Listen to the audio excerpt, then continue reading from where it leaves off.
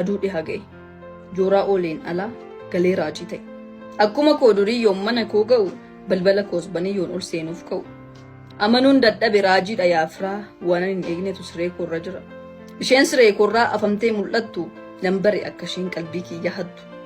Ishee argee kanaan miirri koos takkaatti kottu narra bu'e waan jedhu fakkaatti.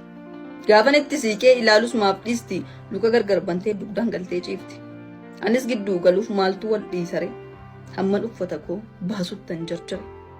Yommuun ishee ilaalu waan ishee ni addaata isheenis na arguuf jarjarte fakkaata.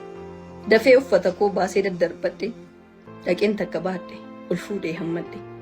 Ofirra kaawwadhee gargar banee mana yommuun gidduu seenee jalqabu waan sana. Akkatti mi'aawu maaliin jedha wayyoo har'a ittan ba'ee galata waaqayyoo. Miira namaa fuudhee nama gammachiisa akkuma aannanii labbee namaa jiisa. Ani argeen beeku takkaa waan akkana ittiyyuu gidduu ishee bargaanfattee bana. Sirrittin ilaale haalaan gadi qabee jedhee quufuyyuu hin dadhabe. Keessaa bahuun jibbe keessa buluu yaade garummoo dadhabbii firrimni nagaade. Boodarra dadhabnaan hirribni koos dhufee dubbisuu koo dhaabeen kitaabittii cufe. Boruun itti fufaa jedheen itti dhiise kitaaba ajaa'ibaa fuula 70 irra gaheen ciise. Lammata hin dhiisu jedheen gale waadaa kitaaba dubbisuu haa godhannu aadaa. Kaleessa galgala